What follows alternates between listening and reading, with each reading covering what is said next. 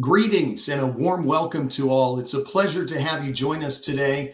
I'm Brooks Jerose, president of the San Francisco, Northern California chapter of the National Academy of Television Arts and Sciences. It brings me immense pride to announce that our education committee has selected 6 exceptional students from our region for our college scholarships. These recipients are the embodiment of the next generation of media professionals, and we applaud their undergraduate and graduate work. I'd like to extend my appreciation to all the students who applied for these scholarships. Their unwavering commitment, hard work, and dedication toward their craft is truly remarkable. The selection process was very challenging for our education committee, and each student deserves recognition for their individual submission. Without further ado, I'd like to introduce Faith Sidlow, a member of the committee and the chair of the Department of Media, Communications, and Journalism at Fresno State. She will serve as our host for today's event. Thank you, Faith, for your valuable contributions, and congratulations to a group of outstanding students and future professionals. Hello and welcome to Meet the Winners of the San Francisco, Northern California chapter of the National Academy of Television Arts and Sciences 2022 Scholarship Competition. I'm Faith Sidlow, a member of the NATAS Board of Governors. Each year, our chapter offers scholarships to deserving college students. This year, we awarded $18,000 in scholarships to 6 undergraduate and graduate students during the Gold and Silver Circle induction in San Francisco in November. In today's webcast, we're going to meet 5 of those students. They represent the next generation of media professionals, and we are proud to see them get the recognition they deserve for their work. We also want to thank all of the students who applied for these scholarships. Each one submitted excellent work, and our judges did not have an easy time selecting the winners, as all of the stories were outstanding. Our first award is the $3,000 Miss Nancy Best Memorial Graduate Production Scholarship. Nancy was one of the original Miss Nancys on Romper Room beginning in 1958. She was also a founding member of our chapter. The Miss Nancy Best Memorial Graduate Production Scholarship was awarded to Mary Jane Johnson of the UC Berkeley Graduate School of Journalism.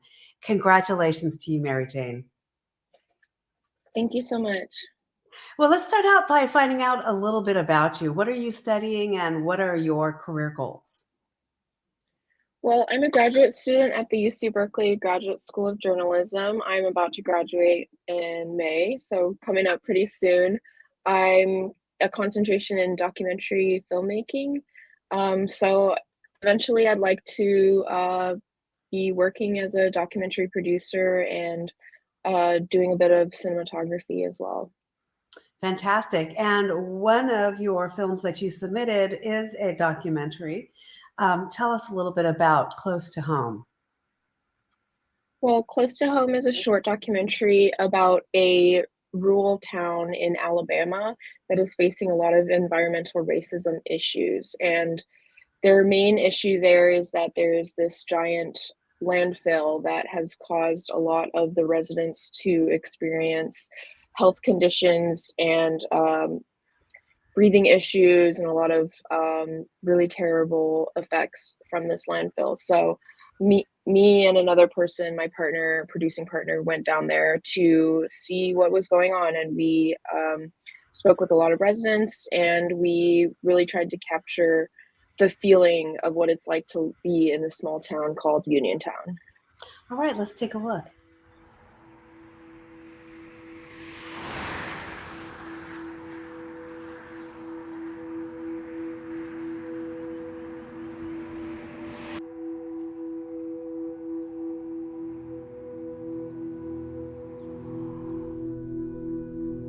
We are a small, predominantly black area.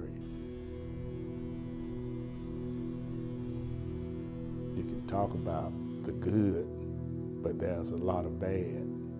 When I say bad, I mean toxic chemicals. You can't live in it and be safe. We have a responsibility to try and make it better and safer for ourselves as well as the kids.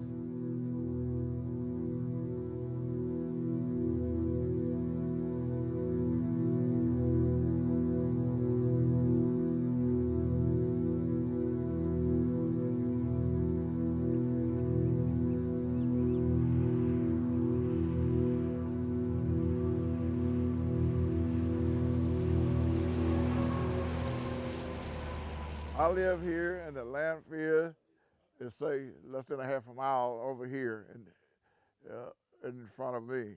And this man here, our neighbor, Mr. Williams, he lives, I would say, what, 200 yards from the landfill. Down the road? Yeah, direct right across the road from the landfill.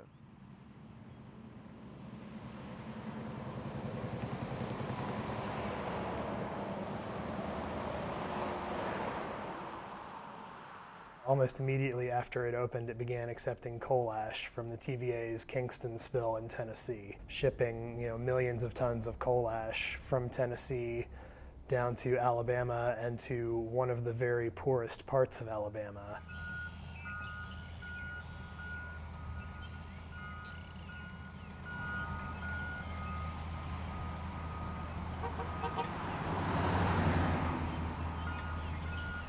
We live in a cesspool here.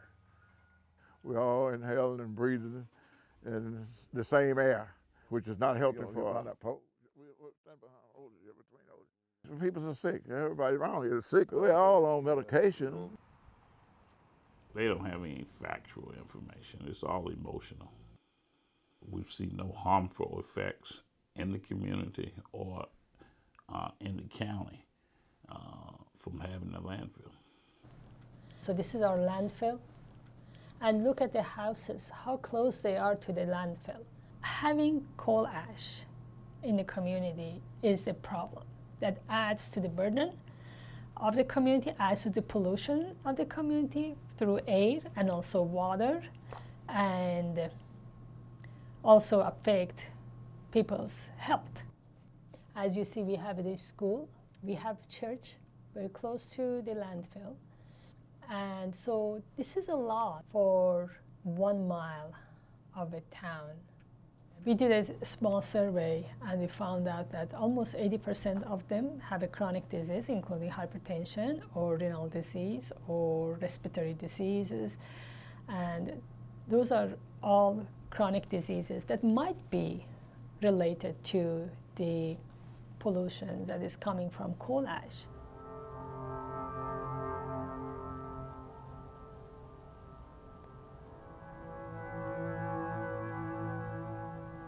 I ran for Perry County Commissioner to make a difference, but politics is exactly what it is, politics. Now we're getting into the rural area.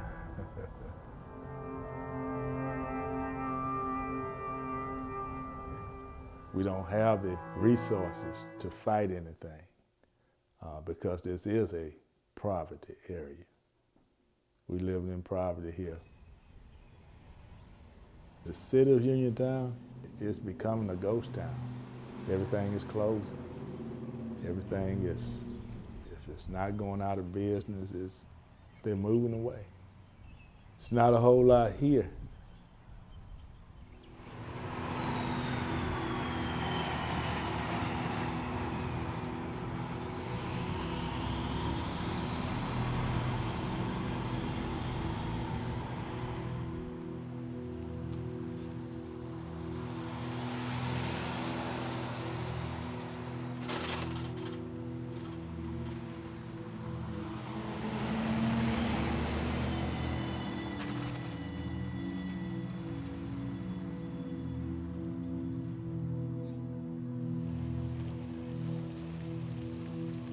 The volume of out-of-state trash that's coming into this Uniontown landfill has just skyrocketed.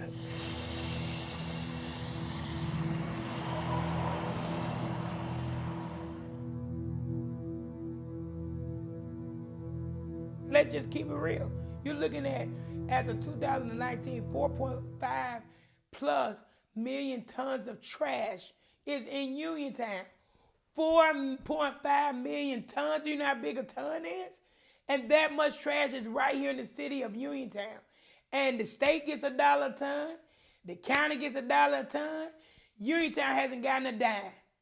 And the people, me included, are suffering from it. Well, the money does not go to the city of Uniontown because the landfill is not in the city of Uniontown. The landfill is in the county of Perry. We do receive revenue from the landfill. They've increased their employment. They're up now to 35 employees there.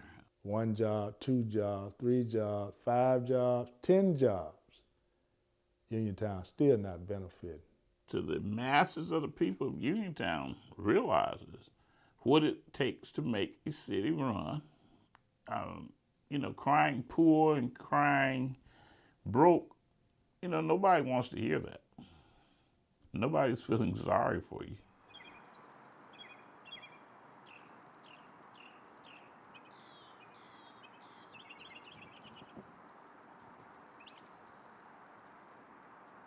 If the Arrowhead landfill in Uniontown reached their limit, the limit that's set in their permit, they could potentially be one of easily the top 5 largest landfills in the world.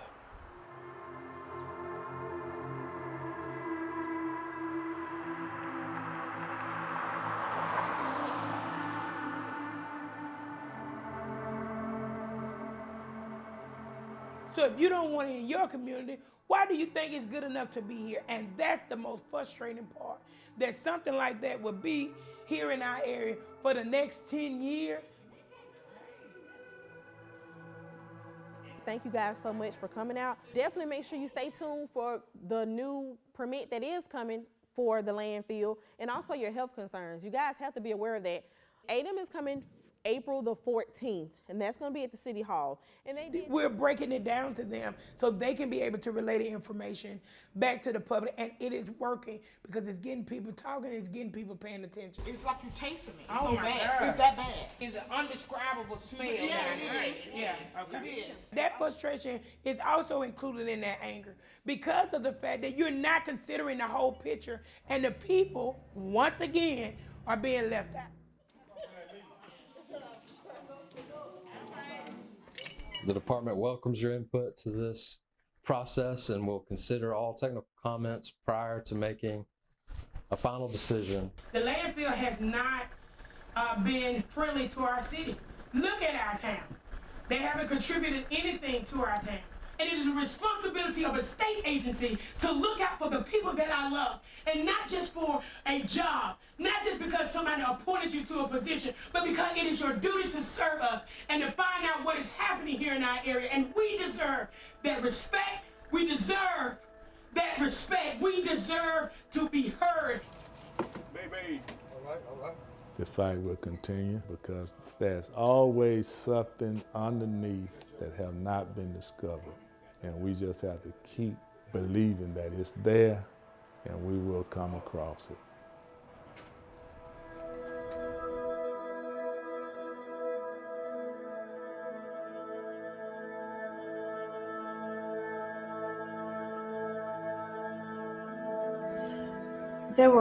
It's a very emotional documentary too. How did you choose Alabama?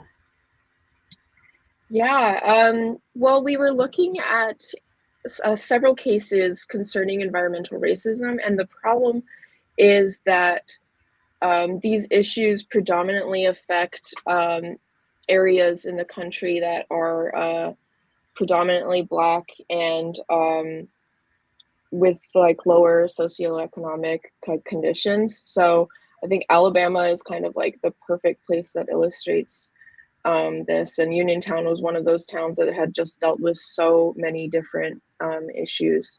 So we really thought that it was important to kind of bring light to this area that hasn't really seen a lot of attention. I mean, we see these problems of environmental problems in other areas of the country a lot more than we do in like the rural South. So it was important for us to go down there and see what was going on. So how did you manage there has to be an expense for all of that. Were you able to get a grant, or how were you able to fund your film? Yeah, we primarily received a grant through the UC Berkeley Graduate School of Journalism. Luckily, they provide some funding for students to kind of complete this type of work. Excellent. So what does the scholarship mean to you? Yeah, this scholarship has just helped me to be able to reach these kinds of goals and to be able to continue to telling be able to tell stories that maybe haven't gotten the kind of coverage that like they deserve. Um, as a graduate student, I mean, it's always a struggle to be able to make ends meet and to also focus on your studies and focus on the work that I'm doing here. So this scholarship has just immensely helped me to be able to continue to do that. One of the questions that we always have is we try to get students to apply for these scholarships. How did you find out about it?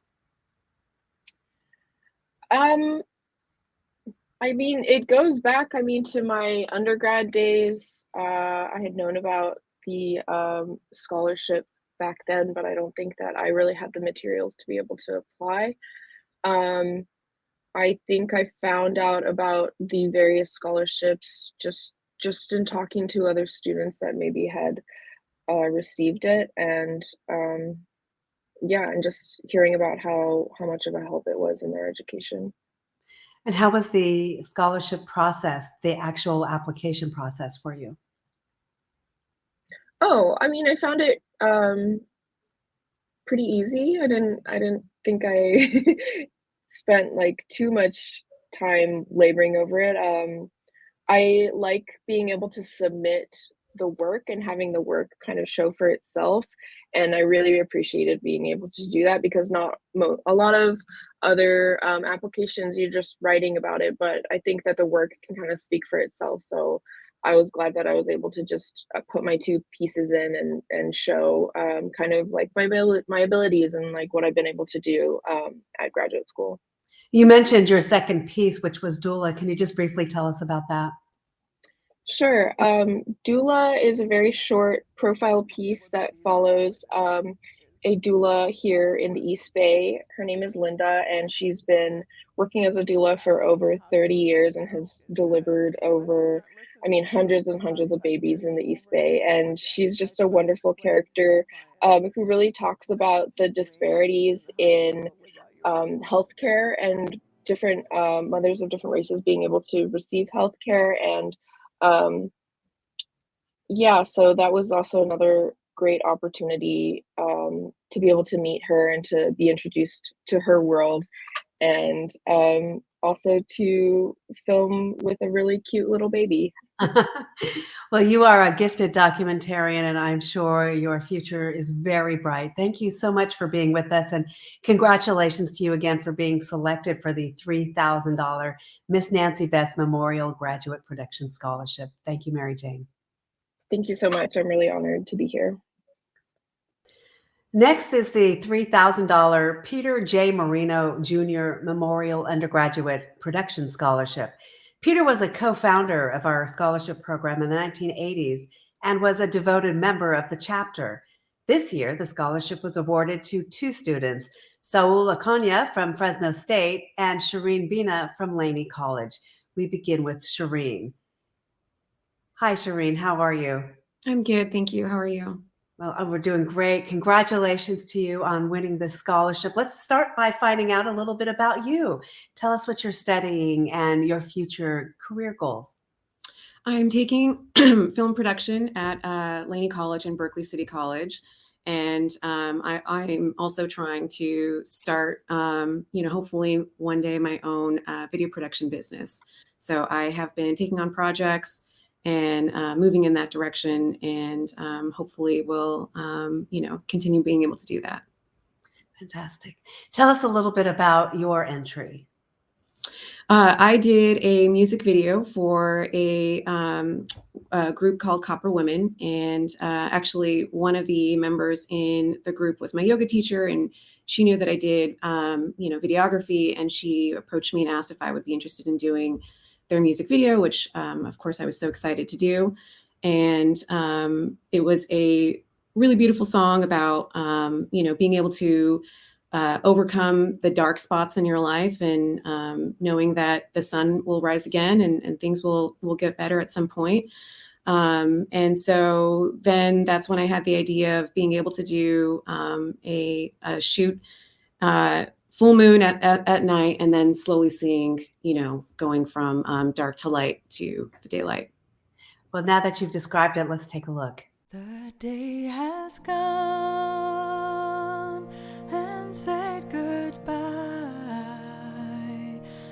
stars are rising in the deep blue sky.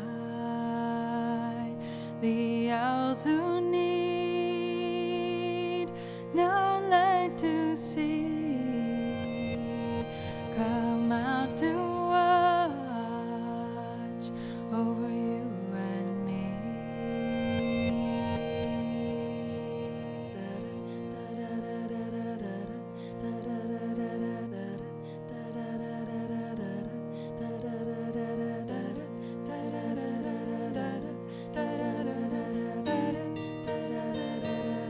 So say goodnight and close your eyes, for the hours have turned to dark from light. So lay to rest everything that's done, so you may wake up shiny as the sun.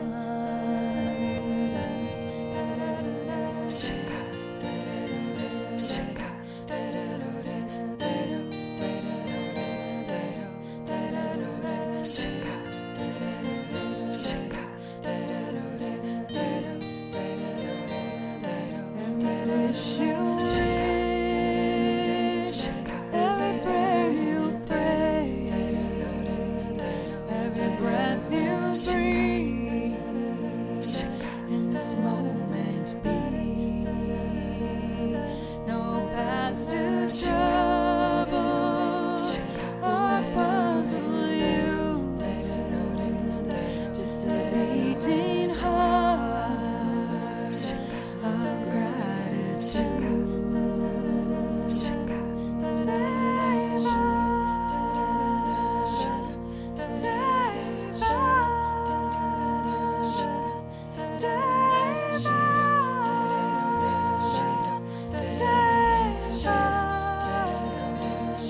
Sweet dreams, my heart. Sweet dreams, my love. May all the angels fly from above with their wings span vast, caressing soft downy feathers sweep up your dreams. Oh, watch them fly. Oh, watch them soar past all the planets and meteors.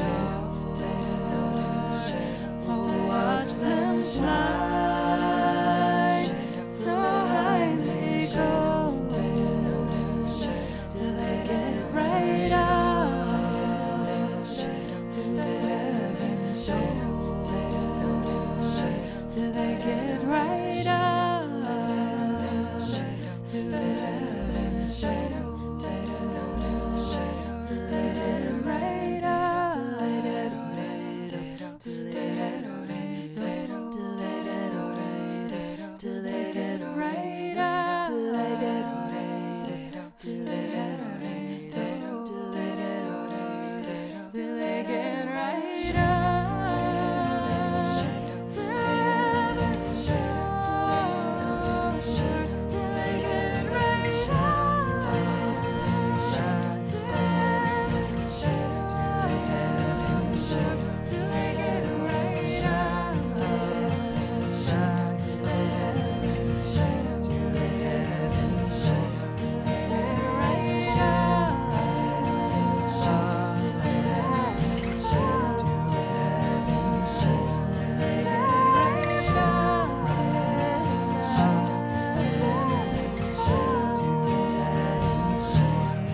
get right up to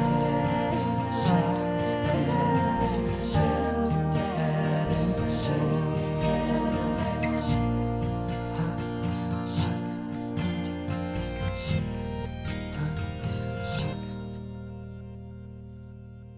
That was beautiful. What was the location that you used to shoot that?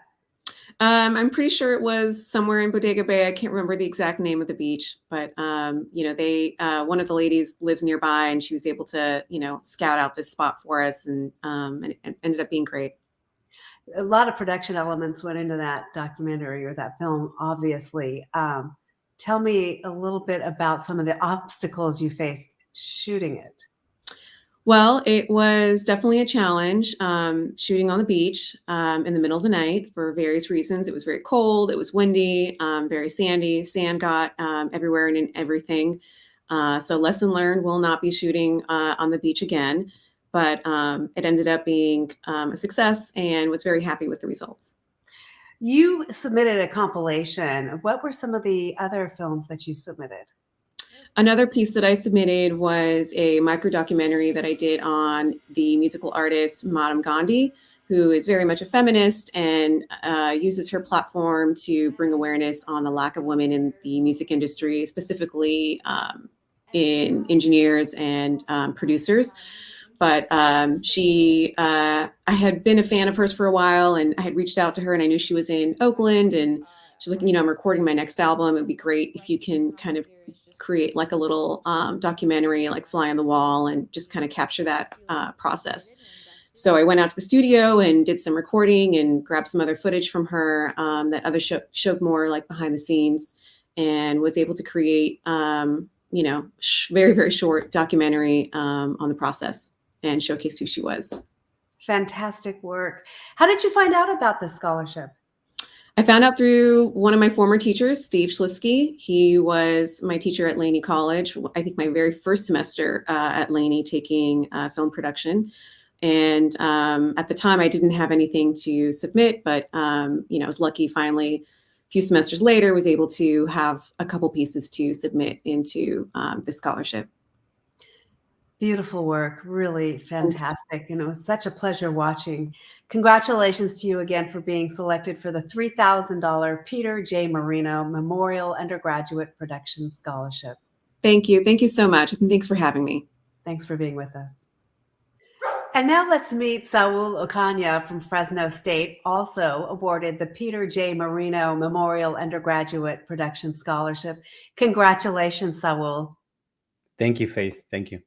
And tell us a little bit about what you're studying and your career goals. Sure. So I'm a mass communication and journalism major at Fresno State with an emphasis in film and media arts. That's currently, I have one more semester to go. Part of my career goals is I actually want to become a filmmaker, documentary filmmaker. I've worked on several just pieces to start with, but I feel that I have still a long way to go. I think it's a way for me to connect with a lot of the communities that are find themselves in different struggles, throughout life, and I just find it interesting. I've always been a fan of photojournalism since I can remember. I think it's one of my passions, and I found that through video, not only you're able to tell the story through a picture, but through video you're able to voice that those pictures, or give them a voice, if I could, if it makes sense.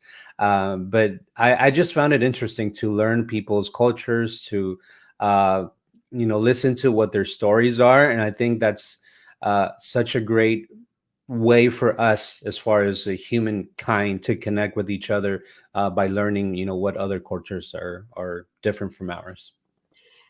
Tell us a little bit about your film.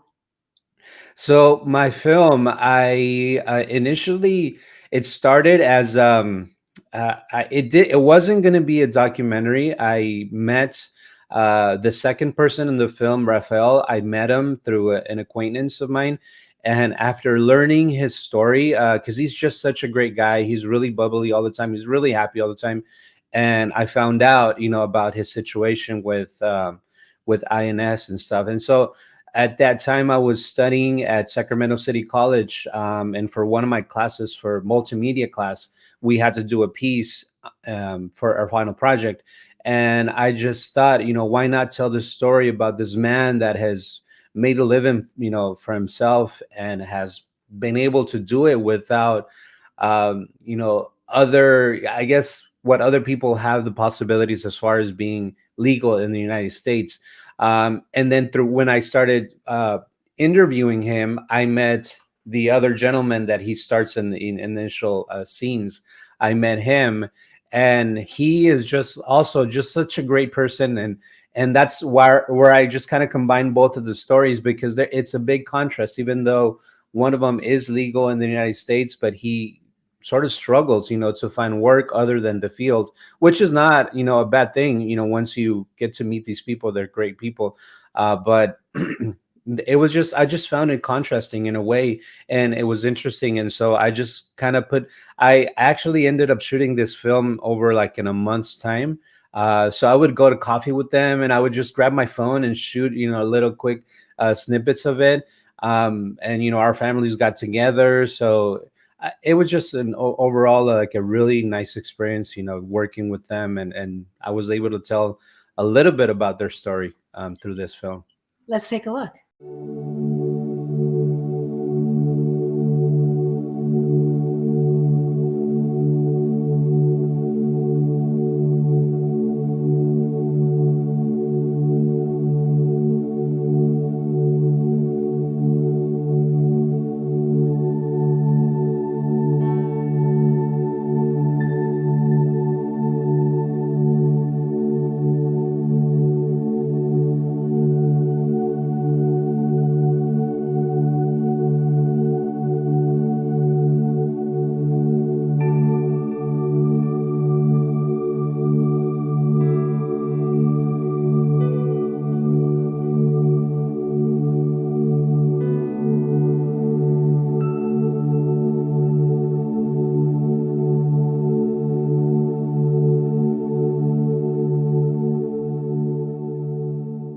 Tough new immigration law went into effect.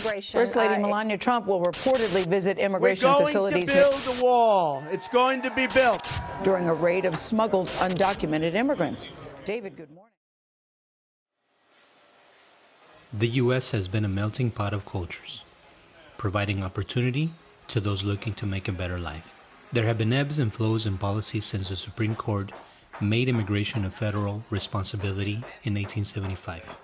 An initial quota system emerged in the 1920s because of concerns over employment and jobs, as well as fear of foreigners. In 1942, the U.S. agreed with Mexico in the Mexican Farm Labor Agreement for the managed importation of migrant labor at an equilibrium of minimum wage for basic human rights. But rarely have the tides of immigration swung back and forth as rapidly or as violently as they are today.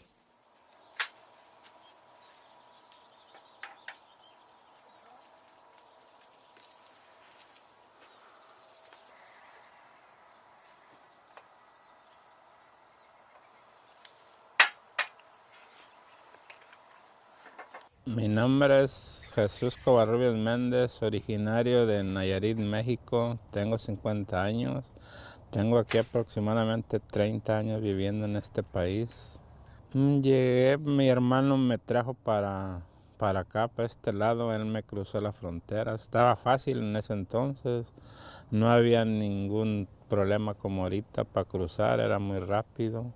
Y luego se dio en el 85, 86, se dio que llegó la amnistía y el campo, y pues por eso me tocó la facilidad de arreglar rápido. Yo no tuve problemas para hacerme residente, porque el proceso era fácil y rápido en ese entonces.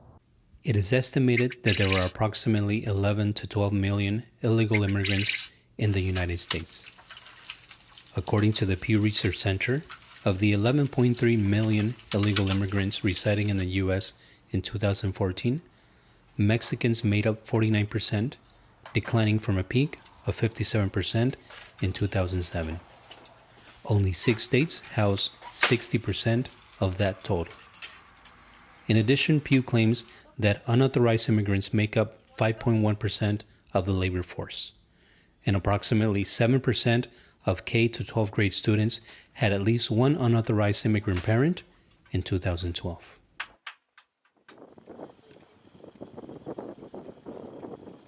La diferencia de trabajar en México, el trabajo es más duro, pagan menos. El pago es de 100, 150, 200 pesos el día. Lo que gana en una hora aquí, allá es todo el día. Y aquí hay más posibilidades de ganar un poquito más y así ayuda uno a la familia en México. Apart from his job working on the fields, Jesus has to look for other means to sustain his family during slow seasons. With an advantage of being legal in the States, he's able to find work as a landscape laborer. Others are not so lucky. We met an immigrant worker that we will call Marcos, as he asked us not to reveal his identity, because he lives in constant fear of deportation. The simple task of going to the store causes Marcos stress on a daily basis. Because I don't want to risk being separated from my family over a traffic stop. You don't feel safe anymore. We've just been discriminated against completely, like not even given a chance to speak or say anything. You're basically like, we don't want you here, I want you out of here. I think that's people feel betrayed.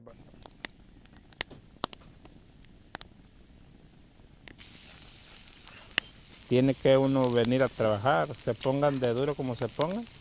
La gente va a tratar de cruzar, de venir, como sea, pero va a tratar de venir.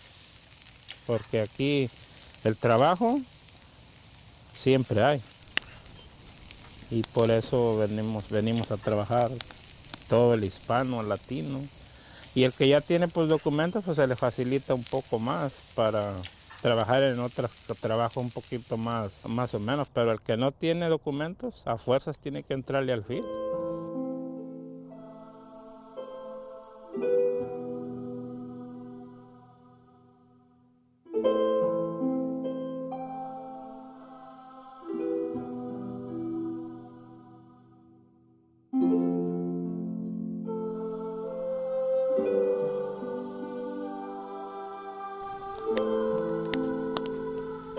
¿Por qué sacrificarnos por venir a este país a trabajar? Porque en los países de uno donde es originario, el trabajo es muy barato, los patrones hay mucho abuso y aquí trabaja uno duro, pero puede ganar uno más o menos dinero y el sacrificio que hacemos, como uno no tuvo esa oportunidad de estudiar, eso es lo que trata de darle a su familia.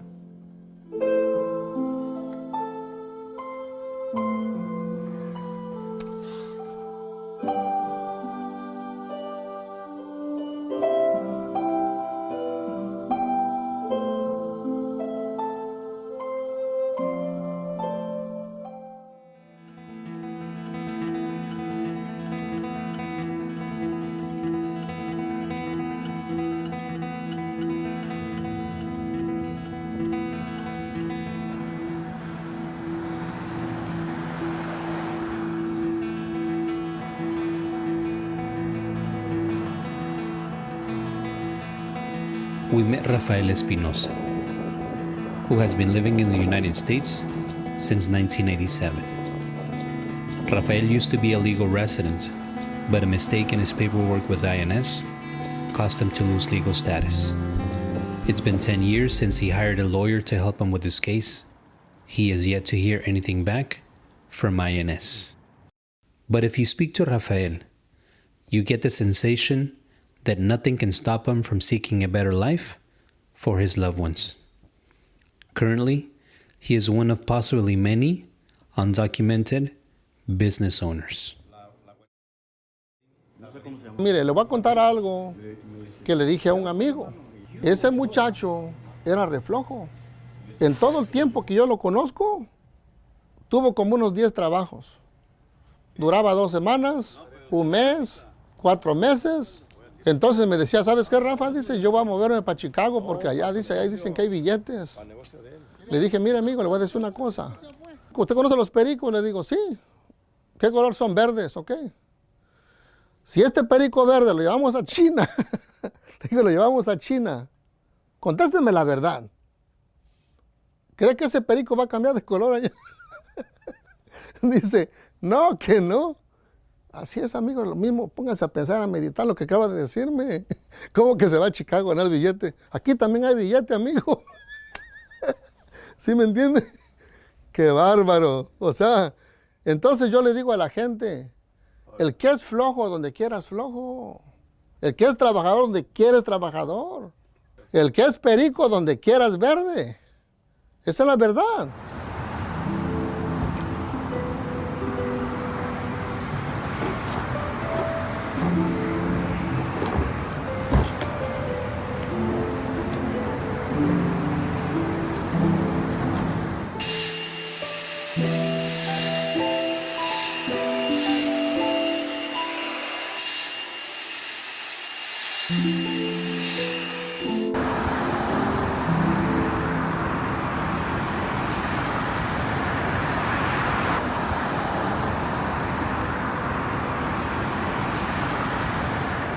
Le voy a contar la historia de cuando yo era chico, para que usted vea la pobreza hasta dónde llegábamos.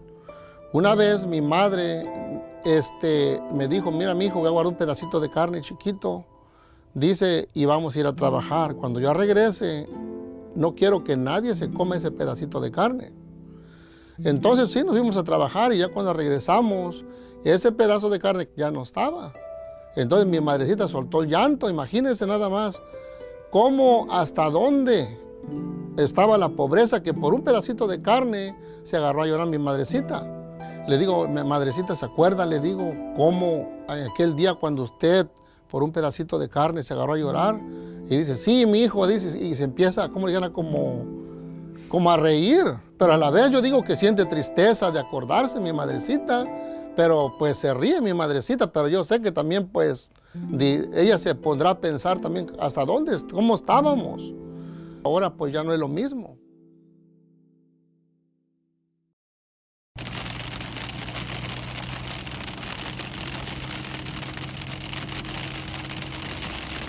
Hay muchas formas que el hispano beneficia a este país en diferentes trabajos. ¿Ok? O sea, en primera, por ejemplo, el que lava platos, un ejemplo, en un restaurante, porque yo trabajé por 6 años en restaurante y los americanos solamente un mes duraban y se salían porque decían que era mucho trabajo. Entonces eso de lavar trastes en realidad para nosotros no es trabajo y nosotros estamos acostumbrados a hacer el trabajo pesado que ellos no pueden hacer. La mayoría de paisanos que venimos aquí a sacar otras familias adelante y no venimos a causar problemas. Nosotros venimos a ayudar a este país. Hay que mostrarles al pueblo americano que nosotros somos honrados trabajadores, pero hay que demostrarlo con hechos, no de palabras.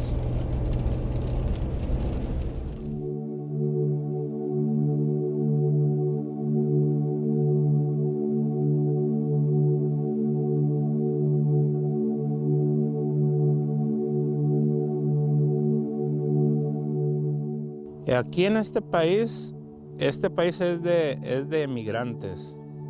Si un día no dejara de trabajar el hispano, el latino, se venía abajo muchísimo la economía.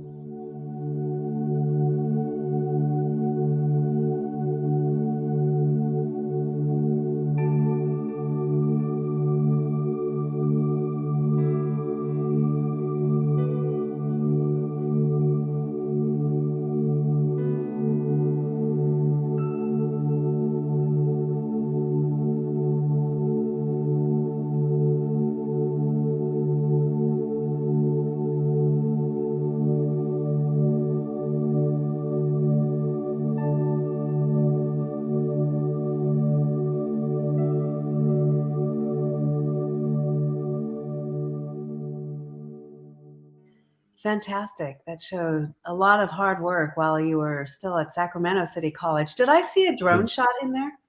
Yeah. There's a few drone shots. I learned how to fly a drone a while ago. So initially when they came out, and so I just thought it was a really good opening scene to show the fields. I mean, when we drive through, and we all from the valley, or we drive through the 99 or some of these back roads, and there's nothing but fields. And a lot of the times we don't get to see that aerial aspect, which I thought was very important to do. How did you find out about this scholarship? I found out about the scholarship through Fresno State. I believe you had forwarded an email about this. And also another professor, I believe it was Betsy Hayes. She had forwarded the same email. And when I saw the email, that was my first semester at Fresno State. So I didn't think I would. I actually had a possibility. And I just said, you know what, I'm going to submit this film. I worked really hard on it, and it might have a chance. But I knew I was up against some pretty good filmmakers. And I'm just really happy that it made the cut and actually got an award. Well, we are so happy that you did too. And thank you for opening my email. That always makes me happy. I always open your emails. Well, thanks again and congratulations for being Thank selected you. for the $3,000 Peter J. Marino Memorial Undergraduate Production Scholarship. Thank you very much. Our next award is the $3,000 Sheldon Shelley Fay Memorial Undergraduate Videography Scholarship. Shelley was a photographer and editor at KPIX in San Francisco and a member of the Silver Circle. The Shelley Fay Memorial Undergraduate Videography Scholarship was awarded to Carly Hobbs of Fresno State. Congratulations, Carly. Thank you.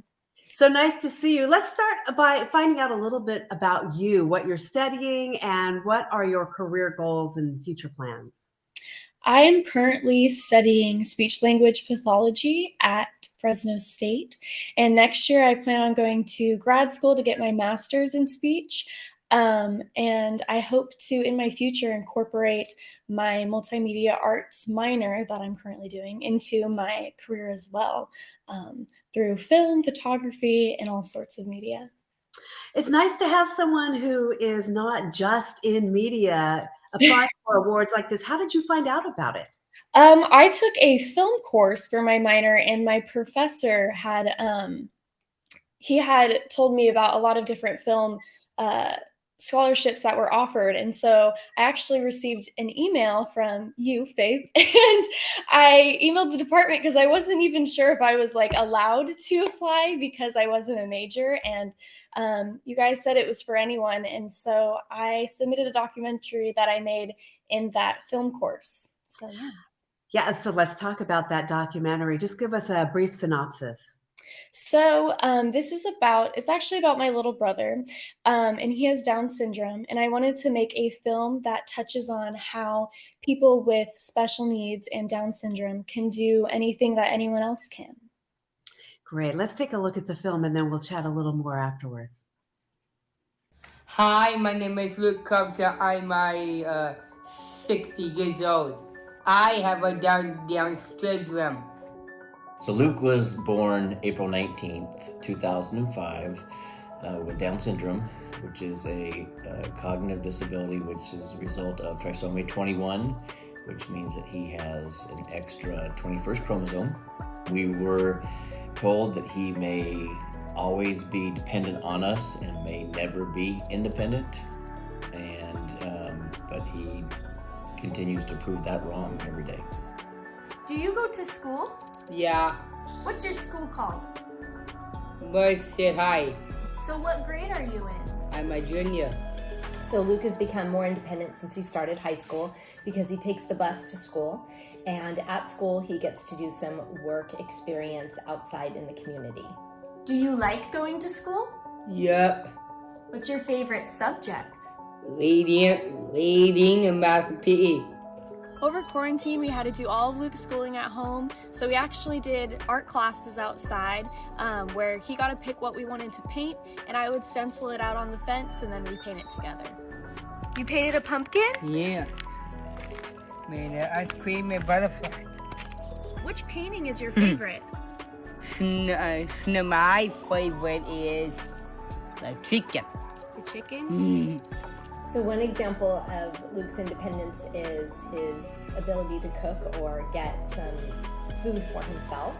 And this started with taking a culinary class, and he learned how to make cookies and how to make quesadillas. and he likes to do that at home. Did you take cooking classes? Yeah. What did you cook? I cook cookies and quesadilla. What are we gonna cook right now? Brownies. Look at that. Look at that. What sports do you play? I play basketball, soccer, and disc golf. Who do you play disc golf with? With Adam Harrison. So me and Luke started playing disc golf in quarantine of last year. And immediately it was something that we could both enjoy together. And we were both really competitive at it. And then he's really taken to it. Now he practices out here like multiple hours a day and has really excelled. And so it's been really fun to watch. Ooh, go in. Oh! Another way that Luke shows his independence is that he does his chores at home. Do you do jobs around the house? I do some jobs. So what jobs do you do around the house? I did take out the trash, feed the chickens, do some dishes, and get the mail. Do you feed the chickens every day? Yeah. What do you do when you feed the chickens?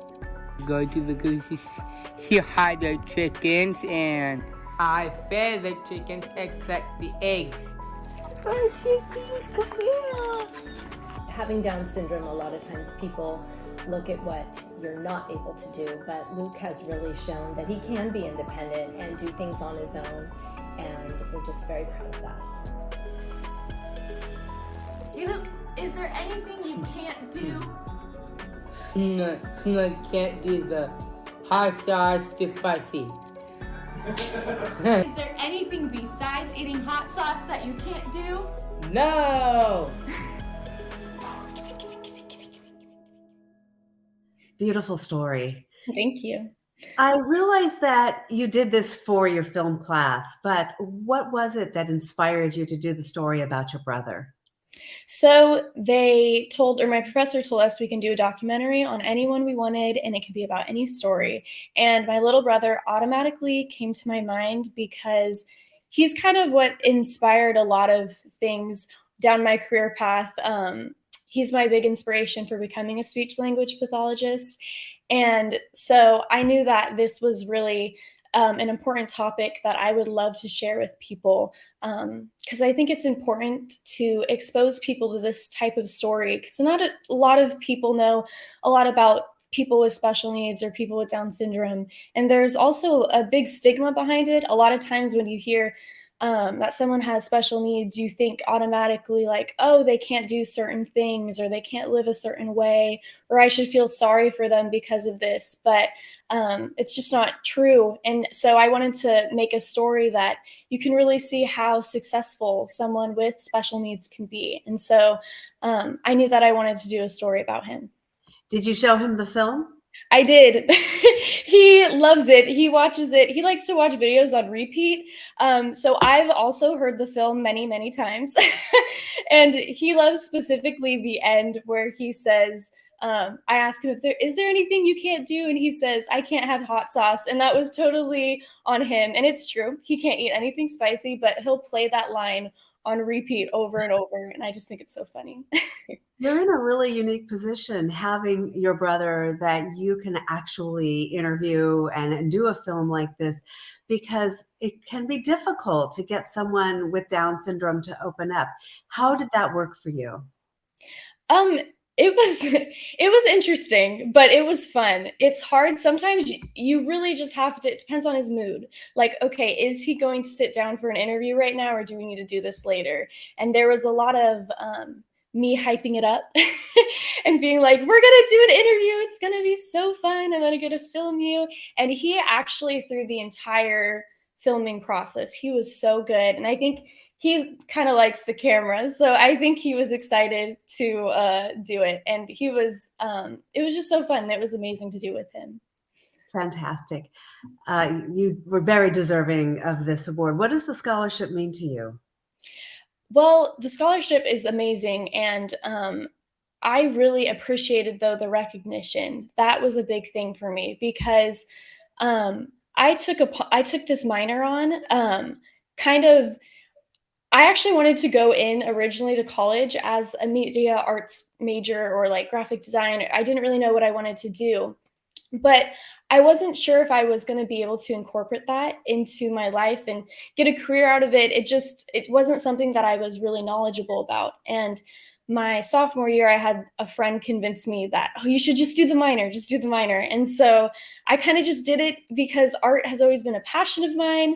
And so I love videography and filmmaking. And so it was amazing. I kind of just made these films just doing it for fun, and then getting recognized on an award like this was just it was so shocking. It was awesome, and it really opened my eyes to realizing, wow, this is something I could actually do and incorporate into my future. And so yeah, it's amazing. I'm so thankful for this. Well, we hope you continue because you definitely have a gift. Thank you. Thank you. And congratulations once again for winning the $3,000 Sheldon Shelley Fay Memorial Undergraduate Videography Scholarship. Thank you. Our next award is the $3,000 Jerry Jensen Memorial Graduate Journalism Scholarship. Jerry was an anchor at KGO ABC 7 and received the governor's citation in 1968. The Jerry Jensen Memorial Graduate Journalism Scholarship was awarded to Cesar Roja Angel from the UC Berkeley Graduate School of Journalism. Congratulations to you, Cesar. Thank you so much, Faye. Thank you for having us. Well, thank you for being here. Tell us a little bit about you and your plans for the future. Well, I'm a journalist. I have about 10 years of experience in journalism back in Colombia, my home country. I arrived here for this program, and I'm working on documentary filmmaking. I'm in the documentary track, and my main goal is to start moving from journalism, from the traditional newsrooms towards documentary filmmaking. I'm interested in environmental issues. I'm interested in indigenous communities. I started to connect with the migrant community, and I think that I'm really focused in telling those kinds of stories. I've learned about cinematography. I've learned about editing. And I'm really interested into learning more and more about the storytelling process in video, which is quite challenging. Yes, it is, but you did a fantastic job. Tell us about Sumapaz, your film from Bogota. Yeah, well, Sumapaz is a region, when you watch the film, you'll see that it's mainly rural areas, but this is right next to Bogota, which is my hometown. It is a metropole of 8 million people. It's a huge city, but this region, it's like the main water reservoir of the city and the country. And it is like over heavy protected rules, but there are also farming communities. And also this was a place that even if it was next to Bogota, we people from Bogota, we Bogotanos didn't know that much about it because for many years, this was like under the control of guerrilla groups, of armed groups.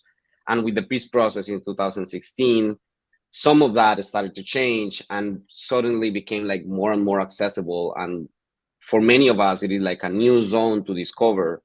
And it is like these tensions about like, okay, how do we deal with conservation when there are already communities living there and they are farming and they have cattle and they have, their farms. And it is like, okay, how do we protect this area that is so vulnerable and it is getting more and more vulnerable with climate change, and how do we include the communities into that process of conservation? Well, let's take a look. Estamos nosotros defendiendo el ecosistema, estamos defendiendo la cultura, estamos defendiendo nuestro derecho esencial a la participación.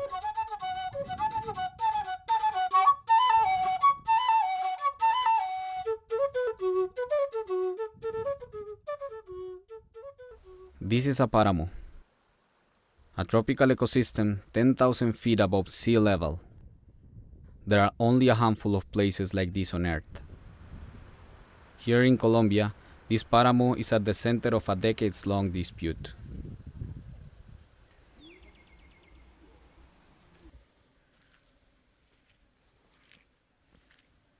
Vivir en el páramo, pues primero que todo es mucho frío, ¿no?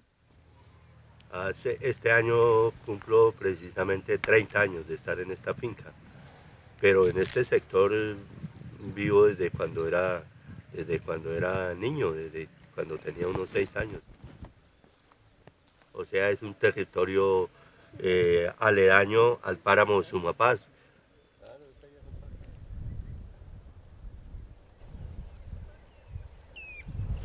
Sumapaz is the largest páramo in the world. It is full of plants called frailejones, which are only found here. They collect water from the rain and fog and store it underground. Los páramos son en Colombia un ecosistema muy importante porque son los que proveen el agua. Más o menos un 70% del agua que consumen las ciudades vienen de los páramos. Además, los páramos conectan con la selva amazónica, con el piedemonte. La mayoría de ríos atraviesan la Amazonía, nacen en los páramos.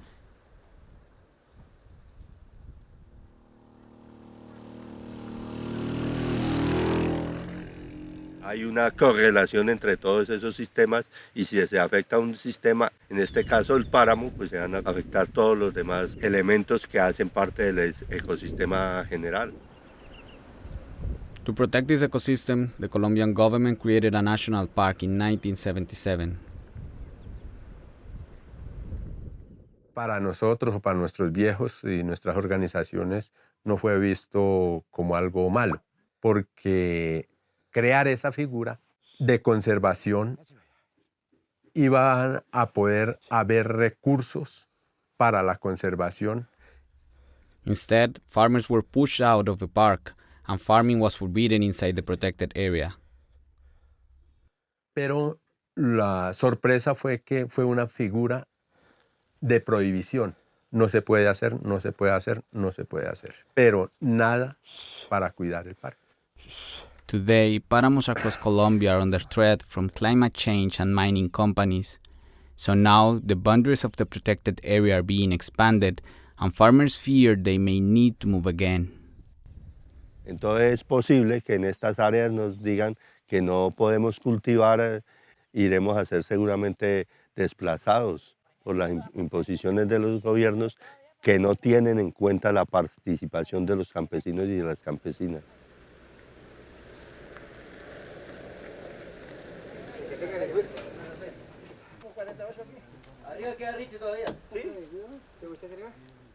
Yo llevo sembrando hasta ahora 3 años.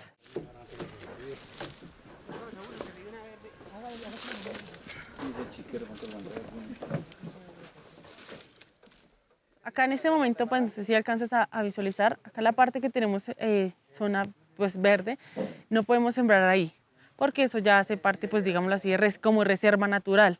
Entonces, digamos, si nos están como, tenemos que cuidar, sí, claro, nuestro páramo, nuestras matas, pero digamos también nos están afectando un poco porque, no sé, nos cabrían 5 bultos más, digámoslo así. Entonces, pues es algo que sí nos están delimitando un poco.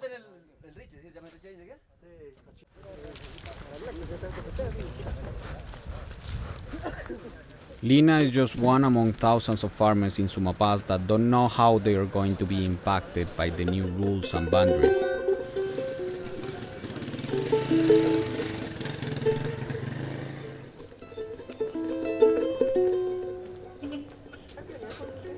A judge decided that the new limits of the páramo must be negotiated with the communities.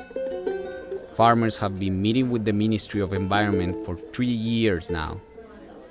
Ustedes tienen el derecho al trabajo y son dueños, y aquí seguirán.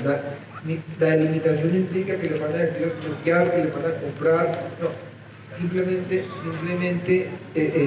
esa situación no se va a dar. Pero los campesinos efectivamente están bastante preocupados porque en primera medida la delimitación no se hizo participativamente con ellos, sino que se hizo una delimitación, digamos, a partir de criterios ambientales, de sensores remotos, geográficos, y obviamente las comunidades quieren hacer parte de ese proceso. Pero también porque hay una desconfianza, digamos, más o menos justificada en el gobierno, porque el gobierno ha tenido una actitud en las áreas protegidas conservacionista desde el punto de vista de que las comunidades que habitan las áreas protegidas no pueden estar allí.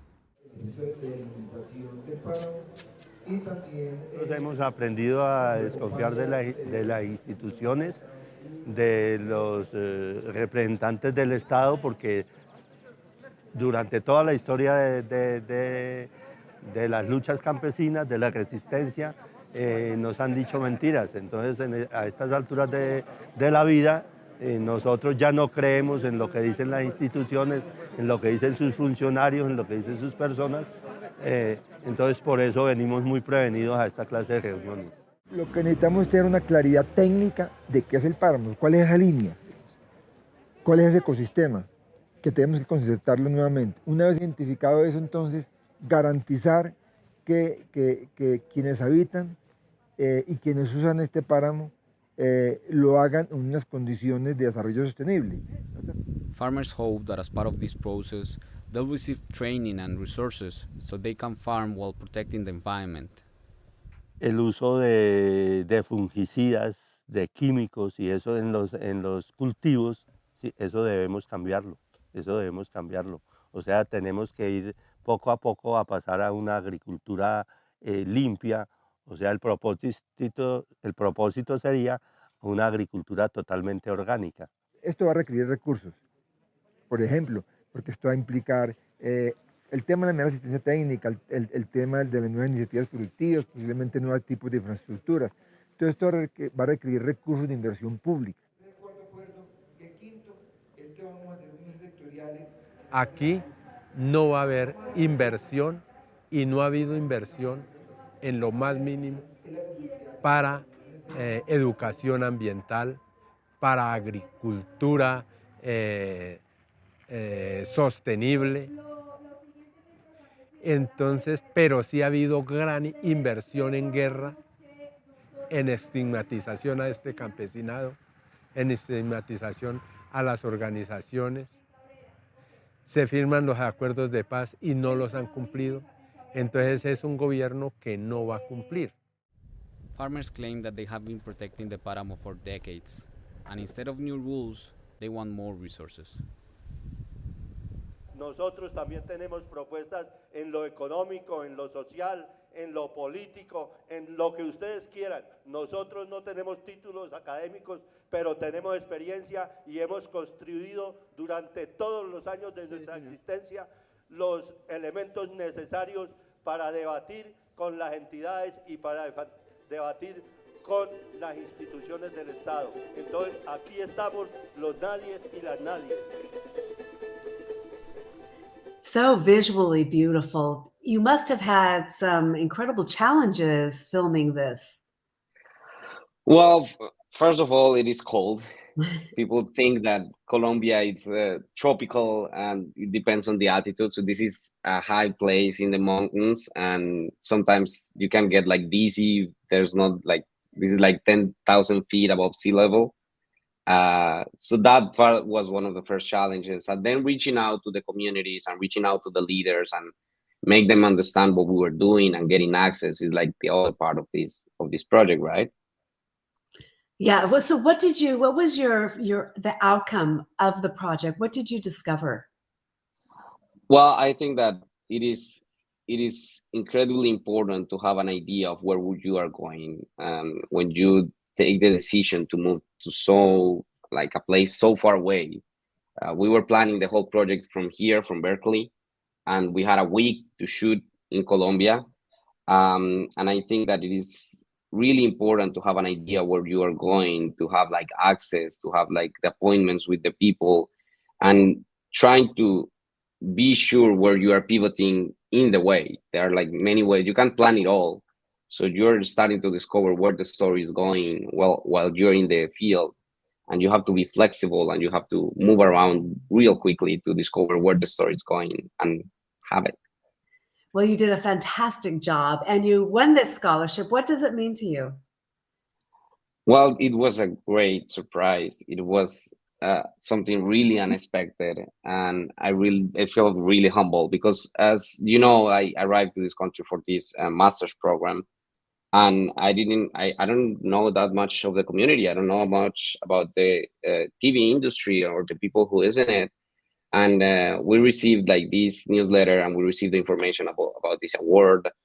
the scholarship, and I was like, but I don't have a career here, like most of my career is in Colombia. Like, so I had just like an internship also in the LA Times. So I was like, okay, I'm gonna show this, but I was like, my expectations weren't that high, and this was incredible because it is a way of feeling welcome by the TV industry and the community, and I really appreciate that. Well, we are so happy for you. Your work is fantastic. It's incredible and so well deserving. Thank you so much. Thank you. And congratulations once again for winning the $3,000 Jerry Jensen Memorial Graduate Journalism Scholarship. Thank you, Cesar. Thanks a lot. We have one more recipient of the $3,000 Miss Nancy Best Memorial Graduate Production Scholarship. Yenchi Chris Chung from the UC Berkeley Graduate School of Journalism wasn't able to be with us today, but we wanted to take this time to recognize him for his exceptional work and show you his film. Tens of millions of people are living in urban areas across the world. But have you wondered what makes these megacities habitable? Is it technology, regulations, or the community we form? The truth is, none of these would exist if we don't have a healthy ecosystem that provides us with fresh air, clean water, and food essential to our daily life. And biodiversity is fundamental to every functional ecosystem. Despite its importance, climate change and human activities are eliminating biodiversity at an unprecedented speed. The United Nations reported 1 million animal and plant species around the world are facing extinction, many within decades. In this episode of Manga Bay Explains, we are in California, and these 3 species will tell us why, when their future is at risk, so is ours.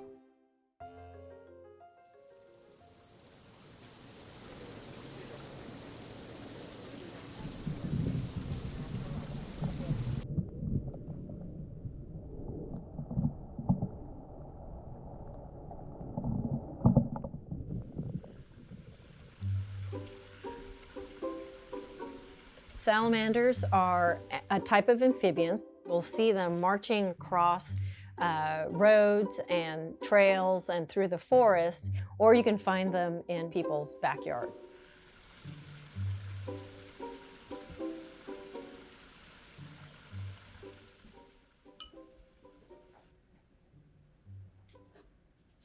We know that amphibians are declining globally. Since 2004, there's been a number of reports that listed more species of amphibians as being threatened, either critically endangered or vulnerable.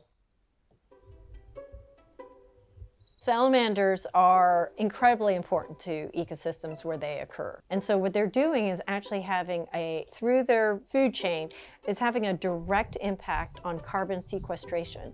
Because in places where you remove the salamanders, the invertebrate populations increase, then your accumulated plant matter sort of disappears.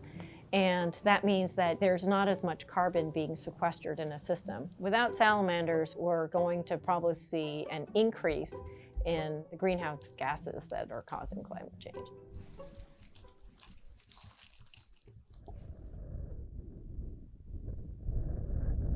In California, that means an increase in the frequency and intensity of wildfires.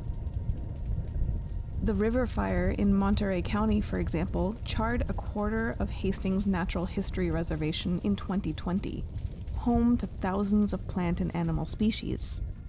2 years later, the fire's impact remains in the ecosystem.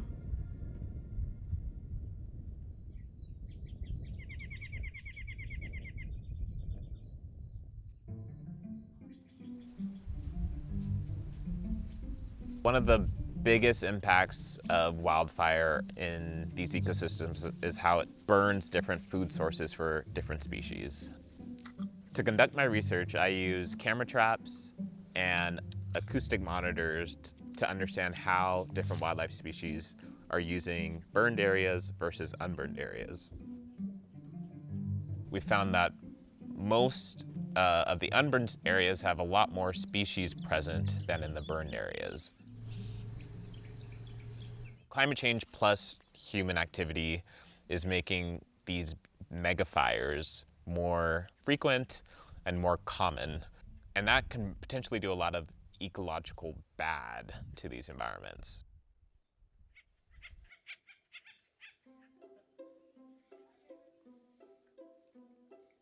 Yeah, acorn woodpeckers are a charismatic species. They're found throughout much of California.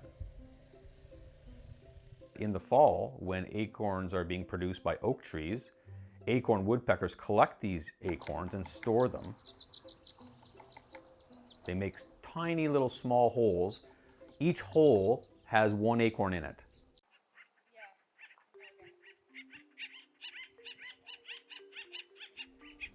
And an intense fire that hit Hastings in 2020 was so intense that when it went through, these majestic trees that are being used for storing acorns are burned up. This is a tremendous hit on an acorn woodpecker. There's no resources left. There's nothing for them to survive, and they'll likely have to abandon the area. And there are a bunch of species in California that rely on acorn woodpecker holes for nesting and reproduction. People that live in a city may not notice. The ecosystem is providing oxygen to humans. If it's cleaning the air for us, if it's providing water and conserving water for us, these are all things that we're going to lose as we lose species from this very important ecosystem.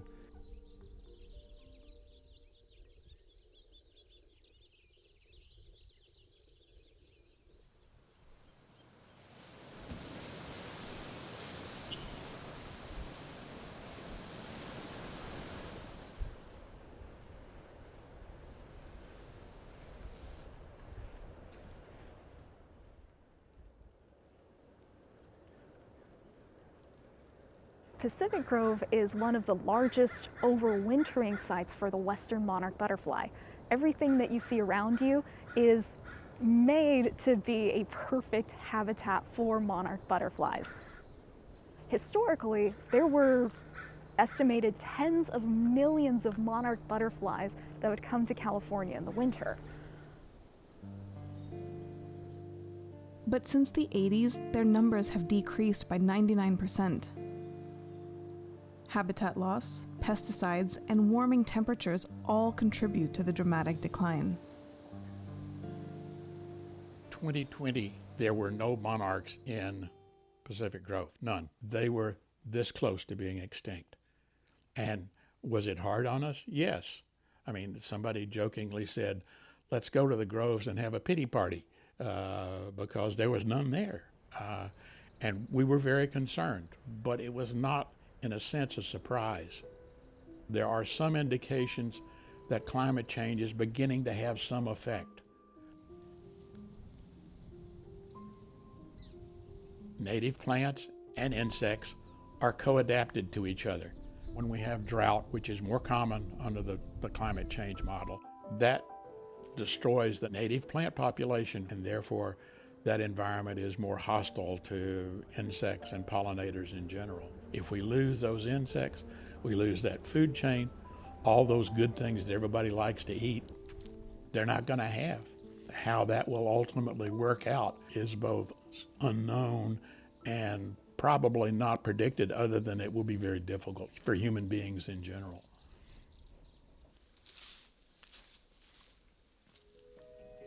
I feel like it's our responsibility in a way to make sure we're stewarding the land in a way that helps protect and conserve these species. Climate change is ultimately going to affect everything in their environment. As the Earth is heating and changing and becoming more extreme, California may look very differently in 100 years if we were to lose a major ecosystem. They're all part of this network of interrelated species. And so it's just a matter of time that the impacts on one species will impact the other species that depend on it. Anything you do to help out the environment is going to help out monarchs. I mentioned that climate change, there are so many factors to take into consideration.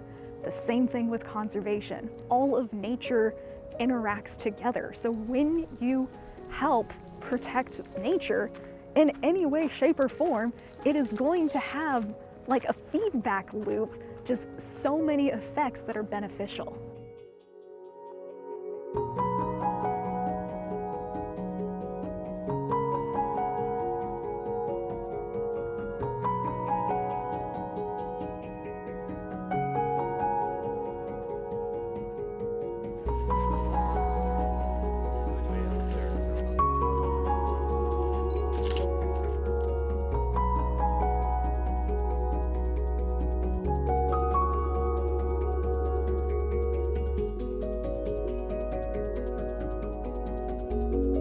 Thanks to all 6 of our recipients of the 2022 college scholarships. On behalf of the San Francisco, Northern California chapter of the National Academy of Television Arts and Sciences, I'd like to congratulate Mary Jane, Saul, Shireen, Carly, Caesar, and Chris on being our 2022 college scholarship winners. Our chapter takes great pride in offering these scholarships. If you'd like to donate to our college scholarship program, please go to MESF.tv and click on the Students tab in the menu. You can view the full video of all of the winning entries on our website as well. On behalf of the Education Committee, I'd like to thank our President, Brooks Jarosz, our Education Committee Chair, Toby Momtaz, our Activities and Program Chair, Steve Schlitzky, who produced and edited this program, and our Chapter Executive Director, Daryl Compton. Thank you for joining us.